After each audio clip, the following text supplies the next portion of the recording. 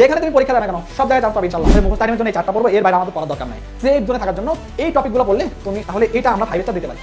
ওই কবিতাগুলো থেকে ফোকাস করে পড়বা। তো হচ্ছে তোমার মুখস্থ বিদ্যা টাইপের। আসসালামু আলাইকুম, আশা করি ভালো আছো, সুস্থ আছো। তুমি ঢাকা বিশ্ববিদ্যালয়ের বি ইউনিট পরীক্ষা দিবা বিদায় এই ক্লাসটা তুমি দেখতে আসছো বা এই সাজেশনটা তুমি দেখতে আসছো। সবার মনে প্রশ্ন থাকে, ভাইয়া ঢাকা বিশ্ববিদ্যালয়ে বি ইউনিটে পরীক্ষা দেবো, বি ইউনিটের জন্য ইংলিশে কি কি পড়বো, এই বিষয়গুলো নিয়ে আমরা মুখের কোনো কথায় বিশ্বাসী না ভাইয়া, আমরা একদম প্রপার একটা অ্যানালাইসিসে যাবো। এরপরে তোমাকে আমি একটা ফাইনাল ডিসিশন দিব যে এই টপিকগুলো পড়তে হবে, এই টপিকগুলো এখন পড়ার সময় নাই বা ঠিক আছে। তাহলে আমরা প্রথম থেকে আমাদের অ্যানালাইসিসটা শুরু করি, তাহলে আমাদের জন্য বুঝতে সহজ হবে। আসো আমরা প্রথম থেকে আমরা অ্যানালাইসিসটা একটু করি। প্রথমে দেখতেছি আমরা প্রিপজিশন, মুখস্থ আইটেমগুলোকে আমরা একটা সাইডে নিয়ে নিয়েছি, দেখো তীর চিহ্ন দিয়ে দিয়েছি। এই অংশগুলো হচ্ছে তোমার মুখস্থ বিদ্যা টাইপের। ওকে, এখন মুখস্থ বিদ্যা থেকে ঢাকা বিশ্ববিদ্যালয়ের প্রিপজিশনে 100% কমন আসে, বিকজ প্রত্যেক বছরে দেখো ভাইয়া 2024, 25, 23, 24 এরকম করে সাজানো আছে। প্রত্যেকটা জিনিস থেকে আমি একদম প্রপার জিনিসটা নিয়ে ফেলছি। এখানে দেখতে পাচ্ছি আমরা প্রিপজিশন প্রত্যেক বছর আসে, সিনোনিম অ্যান্টোনিম ভাইয়া প্রত্যেক বছর আসে। তার মানে অ্যাপ্রোপ্রিয়েট প্রিপজিশন থেকে দুইটা, সিনোনিম অ্যান্টোনিম থেকে দুইটা, চারটা প্রশ্ন মাস্ট বি আসবে, তোমাকে ধরে রাখতে হবে এবং সে অনুযায়ী ভালোভাবে যেটা টপিকে প্রিপারেশন নিতে হবে। এখন প্রশ্ন ভাইয়া কোন জায়গা থেকে প্রিপারেশন নেব? ভাইয়া বই তো অনেক বড়, সময় আছে মাত্র 1 মাসের মতো। এখন বই বড় হোক যাই হোক, তোমার অজুহাত থাকতে পারে, হাবি যাবি, শেষ পর্যন্ত থাকো, আমি তোমাকে একটা সমাধান বের করে দিচ্ছি। জাস্ট একটু দেখতে থাকো, শেষ পর্যন্ত চোখ রাখো। এরপরে দেখতেছো ভাইয়া phrase and idiom. Phrase and ইডিয়মের ব্যাপারে দেখো ভাইয়া 2024-25 সালে একটা আসছে, বাট 2 বছর গ্যাপ। আবার দেখো ভাইয়া একটা, তিনটা, একটা আসছে, আবার গ্যাপ। তার মানে কি ভাইয়া রাখলাম, তার মানে ফ্রেজ অ্যান্ড ইডিয়ম এই টপিকটা গ্যাপ দিয়ে আসে। দেখো ভাই আমার কথা একদম ক্লিয়ার, 1, 2, 3 বছর কোনো ফ্রেজ অ্যান্ড ইডিয়ম আসে নাই, তারপর আবার হুট করে 4 বছর আসছে। তো আসছে ভাইয়া তিনটা একটা এই সিকোয়েন্সে আসছে। বুঝতে পারতেছো অবস্থাটা কোথায় গিয়ে দাঁড়াবে? তারপরে দেখো ভাইয়া 2 বছর গ্যাপ, তারপর বছরে 1 বছরে আসছে। তার মানে এইবার আসার সম্ভাবনা খুবই বেশি। এই অ্যানালাইসিস থেকে আমরা দেখতে পারি, প্রপার অ্যানালাইসিস থেকে আমরা দেখতে পারি। এখন তুমি বলতে পারবে কয়টা আসবে? এখানে তো ভাইয়া তিনটা একটা, তার মানে কি একটা তিনটা আসবে না, একটাও আসতে পারে, আবার দুইটাও আসতে পারে, তিনটা আসবে না কেন ভাইয়া? কারণ হচ্ছে ভাইয়া আগে ছিল প্রশ্ন 25টা করে ইংলিশে, আর এখন হচ্ছে প্রশ্ন ভাইয়া 15টা করে। তার মানে একটাই আসবে, আসলে একটা আসবে, আসার সম্ভাবনা খুবই বেশি। তার মানে এখান থেকে 2 নাম্বার, এখান থেকে 2 নাম্বার এবং এখান থেকে 1 নাম্বার, 5 নাম্বার আমার হয়ে যাচ্ছে। আর স্পেলিং এ এমন কোনো বছর নাই যে বছরগুলোতে তোমার প্রশ্ন আসবে না। তার মানে কি ভাইয়া প্রতি বছরে স্পেলিং থেকে তোমার ঢাকা বিশ্ববিদ্যালয়ে কোয়েশ্চেন আসবে। তার মানে আমরা কি বুঝলাম? আমরা খুবই ভাইয়া একটা জিনিস বুঝলাম ভালো মতো, এই 4টা টপিক আমার আসবে, প্রিপজিশন মানে appropriate preposition, synonym antonym, phrase and idiom, spelling. বা স্পেলিং এর ভাইয়ের কাছে চমৎকার স্লাইড আছে যেখান থেকে প্র্যাকটিস করলে 100% কমন পড়বে। গ্রুপবার টপিকটা আসলে কঠিন, তোমাদের মনে না থাকতে পারে ভাইয়া, কঠিন জিনিস তুমি বাদ দিতে পারো চাইলে, বিকজ এখানে তোমার 4টা অপশন আছে। ঠিক আছে, 4টা অপশনের মধ্যে 5 থেকে 6 নাম্বার মোটামুটি তুমি কমন পেয়ে যাবা। আর গ্রুপ ভালো অনেক কঠিন লাগে ভাইয়া, চাইলে সহজ করে দিতে পারি, ক্লাস নিতে পারি, ওকে, বাট কঠিন লাগবে, দিন শেষে তোমাকে পড়তে হবে। তুমি চাইলে স্কিপ করতে পারো, বিকজ তোমার হাতে 4টা অপশন আছে। আমি বলতেছি না তুমি স্কিপ করো, তোমার যদি ভালো মনে থাকে বা পড়াশোনার প্রতি আগ্রহ বেশি থাকে না আমি এইটাও শিখবো, তাহলে তুমি পড়তে পারো। যাদের কাছে একটু হার্ড লাগে, এই হার্ড মোমেন্টে এই উইন বাই উইন সিচুয়েশনে গিয়ে এই ঝামেলায় না ধরানোই ভালো। যদি না ধরে থাকো গ্রুপ ধরার দরকার নাই, ঠিক আছে, মাথা কুল রাখো। ঠিক আছে, এটা থাকবে আমার সাজেশন। তাহলে এই টপিকটা আমরা অ্যাভয়েড করতে পারি চাইলে, বিকজ অনেকবার গ্যাপ গেছে, গ্যাপ যাওয়ার সম্ভাবনা আছে সবচেয়ে বেশি, বিকজ প্রশ্নটা এমনিতে হার্ড। স্যাররা এত বেশি হার্ড করবে না, স্যাররা হার্ড করবে অন্য টপিকে। ঠিক আছে ভাইয়া, আসো তারপর আমরা দেখতেছি ভাইয়া আর আমাদের রয়েছে ভাইয়া নাম্বার অ্যান্ড জেন্ডার। এটা হচ্ছে তোমার মুখস্থ আইটেম। এখানে দেখো তো নাম্বার ও জেন্ডার থেকে কোনো বছর প্রশ্ন আসে নাই। তারপর দেখো ভাই একদম খালি, হঠাৎ করে 2 বছর দিয়ে দিছে আচমকা, এটা আনবিলিভেবল, এটা ঢাকা বিশ্ববিদ্যালয়ের প্যাটার্নের সাথে যায় না। তারপর দেখাবো 2 বছর আসে নাই। তার মানে আধুনিক স্ট্যান্ডার্ড অনুযায়ী ঢাকা বিশ্ববিদ্যালয়ে 1 ওয়ার্ড সাবস্টিটিউশন আসে না। এখন তোমার পড়ার দরকার নাই, তাহলে পড়লে না তুমি, ঝামেলা শেষ। তাহলে প্যারামুক্ত ভাই, আমি বুঝে গেলাম একটা জিনিস, আমাকে ঢাকা বিশ্ববিদ্যালয়ের জন্য ভাইয়া মেমোরাইজিং থেকে 4টা পার্ট পড়তে হবে, প্রিপজিশন মানে appropriate preposition, synonym antonym, phrase and idiom, spelling. ভাইয়া আমি আমার মুখ থেকে বানিয়ে বলতে পারতাম 4টা পড়িও তোমরা না, আমি একদম প্রপার অ্যানালাইসিস সব দেখা দিয়েছি তোমাকে। তাহলে মুখস্থ আইটেমের জন্য এই 4টা পড়বো, এর বাইরে আমাদের পড়ার দরকার নাই। আমরা কি পাইছি ভাইয়া বি ইউনিটের সাজেশন? পাইছি। এখন আসো, এখন কোন জিনিসটা আমরা দেখবো সেটা একটু দেখা ট্রাই করো। পার্টস অফ স্পিচ ভাই, identification of parts of speech, position of parts of speech, types of parts of speech, যাই বল না কেন পার্টস অফ স্পিচ থেকে ভাইয়া দেখো ভাইয়া 3টা কোয়েশ্চেন আসছে। একটা কোয়েশ্চেন জাস্ট 1 বছর গ্যাপ দিয়ে দেখো, প্রত্যেক বছর 3টা, 2টা, একটা, 4টা, 5টাও আসছে। এখন আমার প্রশ্ন, এটাকে আমরা পড়বো 100% পড়বা, এটাতে 5 স্টার দাও ভাইয়া, 5 স্টার, ঝামেলা শেষ। পার্টস অফ স্পিচ পড়া লাগবে ভাইয়া, পার্টস অফ স্পিচের মনে করো সেই লেভেলের একটা ক্লাস আছে, যে ক্লাসটা করলে তোমার আর কিছু লাগবে না। যদি কেউ চাও ভাইয়া আপনার পার্টস অফ স্পিচের ক্লাসটা করতে চাই, ভাইকে জাস্ট বলবা, ভাইয়া দিয়ে দিব ইনশাআল্লাহ।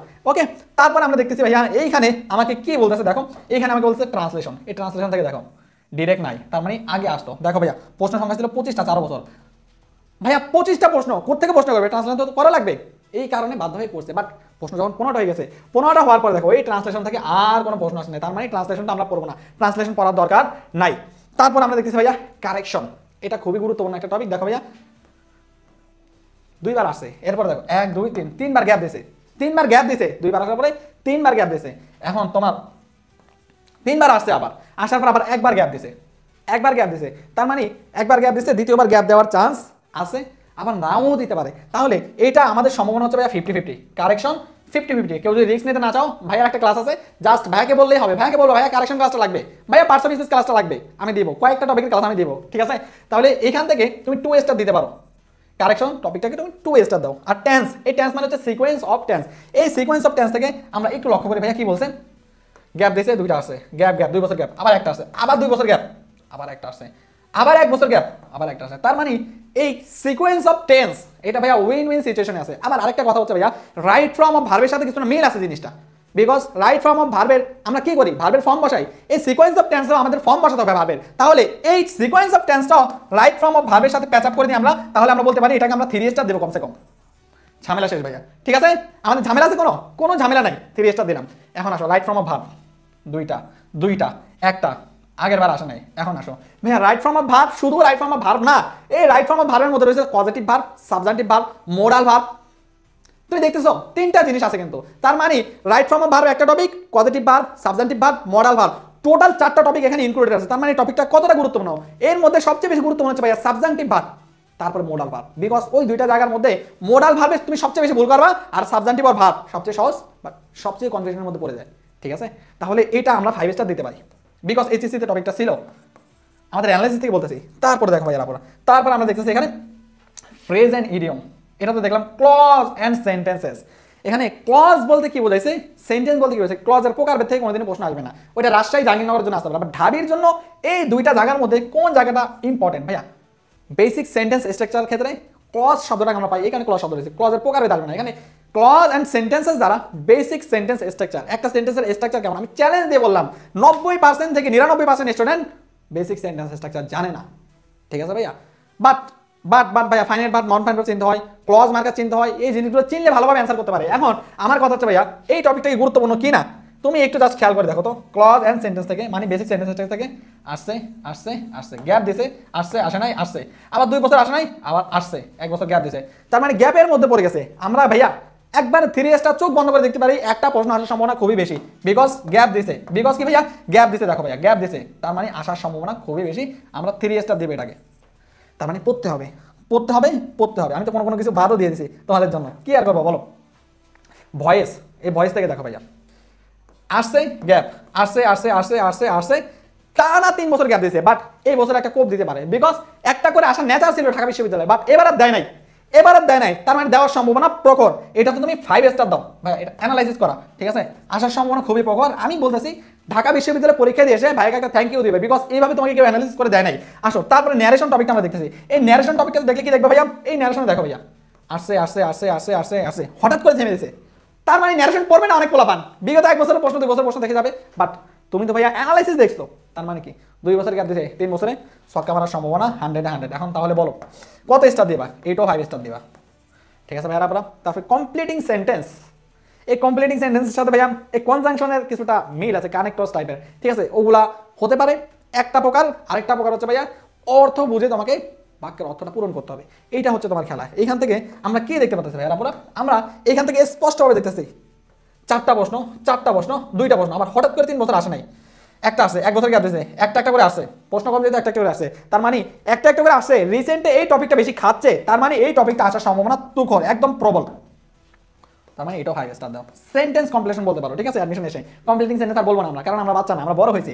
তারপর আমরা দেখতেছি ভাইয়া মিসকেলেনাস, এই মিসকেলেনাস টপিকটার মধ্যে তোমার রয়েছে অ্যাফার্মেটিভ অ্যান্ড নেগেটিভ এগ্রিমেন্ট, ঠিক আছে? রাইট ফর্ম ভার্বের মধ্যে সাবজেক্ট ভার্ব এগ্রিমেন্ট আছে, ঠিক আছে? অ্যাফার্মেটিভ নেগেটিভ এগ্রিমেন্ট, তারপর আছে এমবেডেড কোয়েশ্চেন, ঠিক আছে ভাইয়া? তাহলে এইখান থেকে আসার সম্ভাবনা আছে।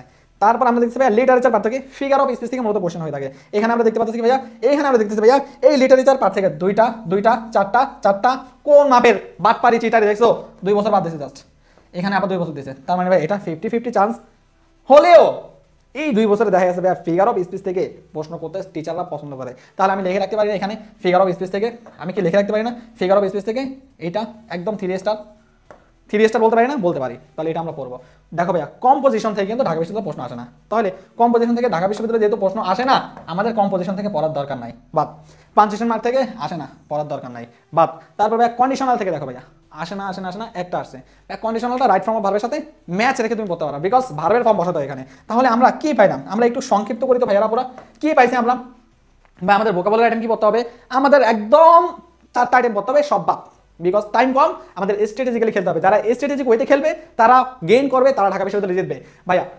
পার্সপেক্টিভ একটা, তারপর আছে কারেকশন থেকে 2 স্টার দিয়েছি 2টা, পড়বো আমরা 3টা 4টা, তারপর আসো ভাইয়া আপনারা, তারপর আমরা দিচ্ছি সেন্টেন্স তুমি পড়বা 5টা, তারপরে 6টা 7টা, তারপরে 8টা, তারপর আছে ভাইয়া মিসকেলেনাস, এখানে ভাইয়া অ্যাফার্মেটিভ নেগেটিভ এগ্রিমেন্ট আছে, এমবেডেড কোশ্চেন আছে, 2টা আইটেম আছে, তারপরে ড্যাংলিং মডিফায়ার আছে 3টা, তারপর আছে তোমার রিডান্ডেন্সি প্যারালাল স্ট্রাকচার, এগুলো একটার সাথে আরেকটা গভীরভাবে কানেক্টেড। ওকে, তাহলে মিসকেলেনাস একটা 1 2 3 4 5 6 7 8 9, তারপর আছে ভাইয়া একটা 10, তারপরে আছে 11 ভাইয়া।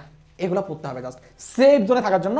এই টপিকগুলো পড়লে তুমি সবচাইতে সেফ, তোমার চাইতে সেফ পৃথিবীতে কেউ নাই। এখন আসো ভাইয়া রিটেন টপিক অ্যানালাইসিস করে কি দেখলাম আমরা।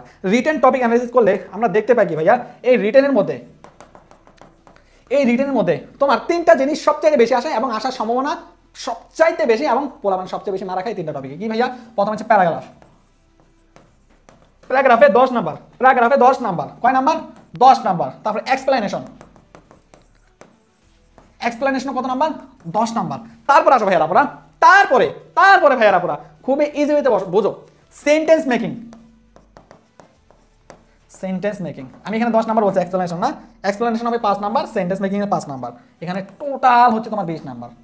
ভাইয়া আমি কি বুঝাতে পারছি? এই এক্সপ্লেনেশন টপিকটার জায়গায় রিপ্লেসমেন্ট হিসাবে তোমার আসতে পারে স্টোরি, দ্যাটস ইট, আর কিছু না। তার মানে কি ভাইয়া, তার মানে মাত্র 4টা আইটেম যদি তুমি পড়ো তোমার ঢাকা বিশ্ববিদ্যালয়ের রিটেন অংশ কভার। ভাইয়া এগুলো কোত্থেকে পড়বো, সবচাইতে গুরুত্বপূর্ণ এবং ভাইটাল কোয়েশ্চেন। ভাইয়া অনেকে দেখি ঢাকা বিশ্ববিদ্যালয়ে বিউনিটের প্রশ্ন নিচ্ছে, এর জন্য টেক্সট বুক ঘেটে এইচএসসি পড়া আমাদের মতো বলছে না ভাইয়া। এখানে তোমাকে স্ট্র্যাটেজিক হতে হবে, তোমাকে টেক্সট বুক থেকে প্রশ্ন করবে এই মানে না তোমার টেক্সট বুক মুখস্থ করতে হবে। তোমাকে ভাইয়া টেক্সট বুক মুখস্থ করতে হবে না, তোমাকে প্যারাগ্রাফ সম্পর্কে ভালো মতো জানতে হবে, টেক্সট বুক রিলেটেড প্যারাগ্রাফ। হ্যাঁ, ওই প্যারাগ্রাফ আমি বানিয়ে দেওয়ার ট্রাই করবো।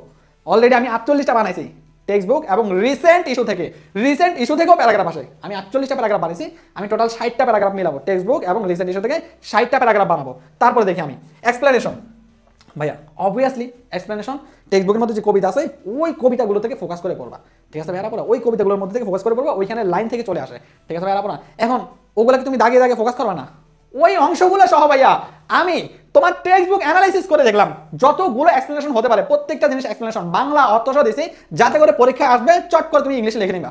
বিকজ পড়াটা যদি বাংলা সহ, আমরা বাংলা ভাষায় আছি তো, বাংলা ভাষার মানুষ যেহেতু মাথার মধ্যে সেট থাকবে বাংলা ইংলিশ দুটো ম্যাচ করে পড়লে, আমি সেইভাবেই তোমাদের জন্য সাজাইছি জিনিসটা। তারপর সেন্টেন্স মেকিং ভাইয়া, সেন্টেন্স মেকিং এর জন্য তোমার টেক্সট বুক থেকে কতগুলো ওয়ার্ড বাছাই করতে হবে, ওই ওয়ার্ডগুলো থেকে সেন্টেন্স মেক করতে হবে, বিকজ ওই ওয়ার্ডগুলো সরাসরি চলে আসে।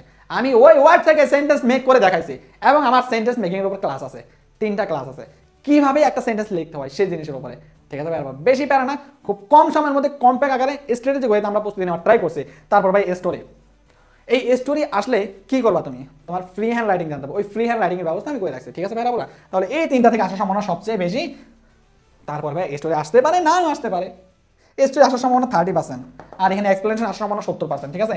তার মানে এই 3টা আমরা পড়বো সবার আগে, যদি সময় থাকে স্টোরি পড়লাম, না থাকলে নাই, ঠিক আছে ভাইয়া। তোমাকে বাংলা ইংলিশ সহ কি স্টোরি আসতে পারে টেক্সট বুক অ্যানালাইসিস করে এবং রিসেন্ট ইস্যুগুলো অ্যানালাইসিস করে কোন স্টোরিটা আসার সম্ভাবনা সবচেয়ে বেশি, সেই জিনিসটা আমি খাওয়ানোর ট্রাই করবো ইনশাআল্লাহ, ঠিক আছে। এই জিনিসটা আমি তোমাকে খাওয়ানোর ট্রাই করবো, আর এটা হচ্ছে এমন লেভেলের টনিক, এমন লেভেলের মহাশক্তিবান স্টোরি, তোমাকে আমি যেই সিস্টেমে শিখাই দিব, ওই সিস্টেমে শিখলে ইনশাআল্লাহ তোমার ঢাকা বিশ্ববিদ্যালয়ে চান্স মিস হবে না, ঠিক আছে। আমাদের সবচেয়ে গুরুত্বপূর্ণ ভাইটাল পয়েন্ট হচ্ছে এগুলো আমরা দুমড়ে মুচড়ে নিচ্ছি, ঠিক আছে। তাহলে আমরা কোন জায়গা থেকে আসবে, টেক্সট বুক থেকে আসতে পারে, আমরা দিয়ে দেবো রিটেন, কোনো সমস্যা নাই। গ্রামার আইটেম থেকে আসতে পারে তোমার ভোকাবুলারি আইটেম থেকে। ভাই আর ভোকাবুলারি ক্লাস করছো কোনোদিন? করো নাই অনেকে, জাস্ট ভোকাবুলারি ক্লাস একদিন করে দেখে জাস্ট, দরকার হলে একটা ক্লাস আমি ফ্রিতে দিব, কোনো প্যারা নাই, একটা ক্লাস দরকার ফ্রিতে দিব, কোনো সমস্যা নাই, ঠিক আছে, ক্লাসগুলো করিও। তারপরে আসো ভাইয়ার আপনার সবচেয়ে ভাইটাল পয়েন্ট, আমাদের অনেক দিন চলে গেছে ভাইয়া, পড়া গোছানো না। আমি প্রস্তুতি নিতে গিয়ে হতাশ, আমি ভেঙে পড়তেছি ভাইয়া তোমার মতো অনেক স্টুডেন্ট ভেঙে পড়ছে, তুমি একা না শুধু। এখন কি করতে হবে ভাইয়া? এখন তোমার কাছে আমি তাবিজ বিক্রি করতে আসি নাই, আমি যেটা অ্যাকচুয়াল কথা সেটা বলতে আসছি। তুমি কি কি পড়বা দেখছো, স্পষ্টভাবে দেখাই দিছি ভাইয়া, যেগুলো বলছি সেগুলো পড়তে হবে, নাহলে তুমি বিপদে পড়বা। বাট নিজে নিজে পড়তে গিয়ে হতাশায় ভুগতেছো, এমসিকিউ সলভ করতে পারতেছো না, তোমার জন্য আলাদা করে সলভ ক্লাস নেওয়া হবে এবং এমসিকিউ সলভের জন্য আলাদা করে গ্রুপ রাখা হয়েছে, ওইখানে দিবা, ওগুলো আমি সলভ করে দেবো ক্লাসের মধ্যে। ঠিক আছে ভাইয়ারা, পুরো তোমার যত সমস্যা আছে তুমি ভাইয়াকে সেন্ড করতে পারবা, জানাতে পারবা। ভাইয়ার ব্যাচের এটা হচ্ছে সবচেয়ে বড় স্পেশালিটি। ওকে, যারা ভাইয়ার ব্যাচে পড়ছে তারা জানে জিনিসটা, অ্যাডমিশন ব্যাচে বিশেষ করে। ঠিক আছে, তাহলে ঢাকা বিশ্ববিদ্যালয় B unit tonic batch just for ইংলিশের জন্য এই ব্যাচটা ভাইয়া তোমাদের জন্য নিয়ে আসছে। এই ব্যাচটার ক্লাস শুরু হবে কয় তারিখ থেকে? এই ব্যাচটার ক্লাস শুরু হবে 10 তারিখ থেকে। 10 তারিখ থেকে আমরা টোটাল ভাইয়া 20 দিন সময় নেব।